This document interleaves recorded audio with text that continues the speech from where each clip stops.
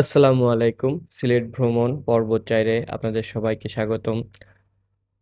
চতুর্থ দিন আমরা চলে গেছিলাম লালাখাল। এইটা আমার জানা ছিল না যে এই নদীটা এত সুন্দর। আমরা ১ম এ সবাই তাদের পছন্দের মতো বোট সিলেক্ট করলাম।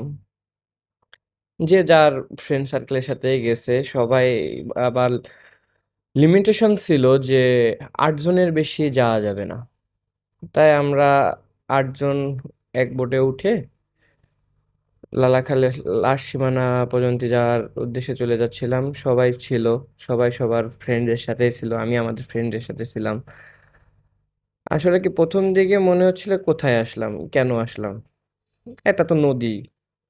কিন্তু যত আমরা ভিতরের দিক যাচ্ছিলাম, বিশ্বাস করেন এত সুন্দর এই জায়গার পানি, তারপরে পরিবেশ, পাশের পাহাড়, পাথরগুলো, আকাশ মানে সবকিছুই অনুকূলে ছিল। এত সুন্দর আর এত স্বচ্ছ পানি, ঠান্ডা পানি মানে ডিস্টিল ওয়াটারের মতন লাগতেছিল, এত সুন্দর।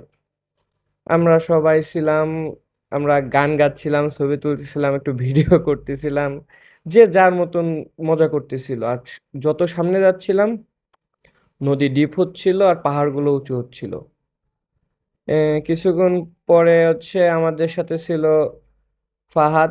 ফাহাদ অনেক সুন্দর গান গায়, আমার অন্য ভিডিওতেও দেখছেন। ও গান ধরছিল, আমরাও গান শুনতেছিলাম।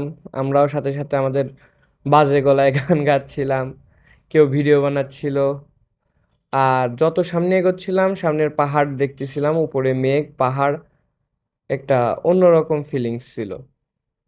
তারপরে অনেক দূর যাওয়ার পরে একটু মানে কুয়াশা কুয়াশা ভাব সামনের দিকে ছিল। আমরা ভাবছিলাম ওই পর্যন্ত আমরা যাব, কিন্তু আমাদের বোটটায় মানে আমরা সবাই মোটা মানুষ ছিলাম তো একটু পাশের দিকে যাওয়া আটকে গেছিল। ওইখান থেকে ছাড়ানোর পরে আরও যখন সামনে গেলাম তখন দেখলাম একদম সবুজ পানি। এইটা একটা আনএক্সপেক্টেড জিনিস যে নদীর পানিও সবুজ হইতে পারে।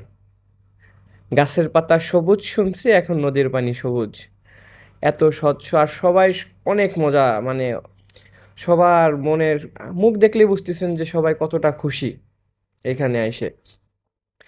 আমাদের এরপরে আরেকটা স্পটে যাওয়ার কথা ছিল, তাই হচ্ছে আমাদেরকে স্যাররা কল করে। প্রথমে কলে পাচ্ছিল না, এই জায়গায় নেটওয়ার্ক ইস্যু আছে অনেক, কলে পাচ্ছিল না। তারপরে আমাদের ফোন করে আমরা লাস্ট পর্যন্ত যাইতে পারছিলাম না, আমাদের ওইখান থেকে ব্যাক করায় নিয়ে আসে। এর পরের পর্বের জন্য আমাদের সাথে থাকুন। ধন্যবাদ। সবাই আমার জন্য দোয়া করবেন।